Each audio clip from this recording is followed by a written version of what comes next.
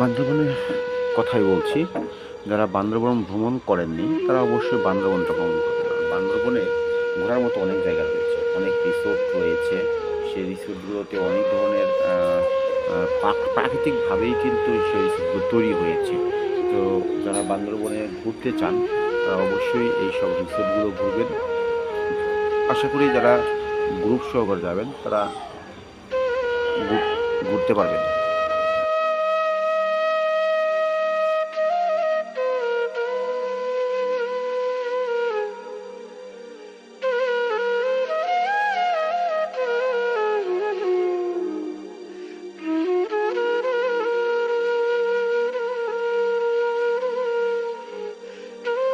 বান্দরবানের এসব রিসোর্ট ঘোরার জন্য কিন্তু আপনাদেরকে আগে থেকেই বুকিং দিতে হবে। যারা গ্রুপ সহকারে রিসোর্টে যাবেন তারা অবশ্যই বুকিং দিয়ে যাবেন, আর বুকিংয়ের ক্ষেত্রে অবশ্যই দামাদামিটা করে নেবেন। দামাদাম দামাদামি করে নেওয়াটা সবচেয়ে ভালো মনে করি আমি।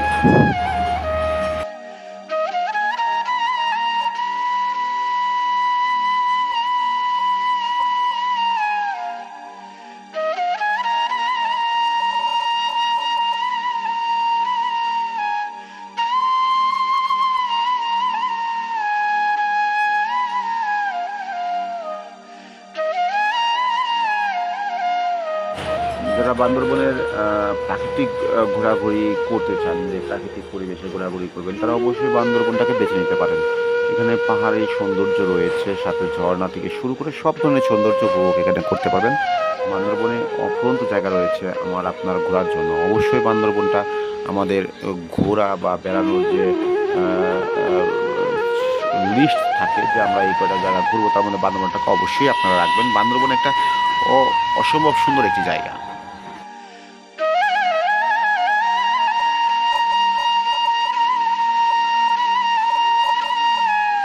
বান্দরবান ভ্রমণ পিপাসুদের জন্য অত্যন্ত মনোমুগ্ধকর একটি জায়গা। এই জায়গায় বারবারই আসতে ইচ্ছে করে, কেন জানি বারবারই আসতে ইচ্ছে করে। আপনাদের যে রিসোর্টটা দেখাচ্ছে, এই রিসোর্টটা অনেক সুন্দর একটি রিসোর্ট, প্রাকৃতিকভাবেই তৈরি। আপনারা এই রিসোর্টটিতে বা এরকম যা রিসোর্টগুলো আছে, এই রিসোর্টগুলোতে আপনারা আসতে পারেন। অনেক সুন্দর এই রিসোর্টগুলো।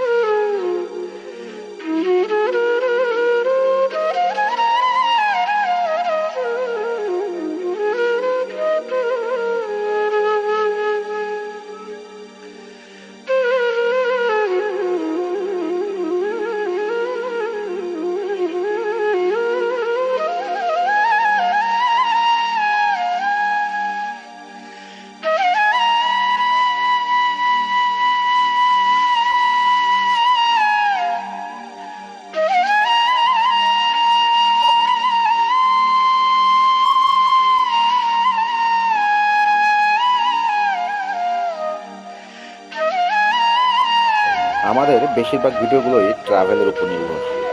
আমরা যেখানে ট্রাভেল করি সেই ভিডিওগুলোই এই চ্যানেলের মাধ্যমে আপলোড দিয়ে থাকি। তো আবারও আসবো নতুন কোনো ভিডিও নিয়ে, সাথেই থাকবেন।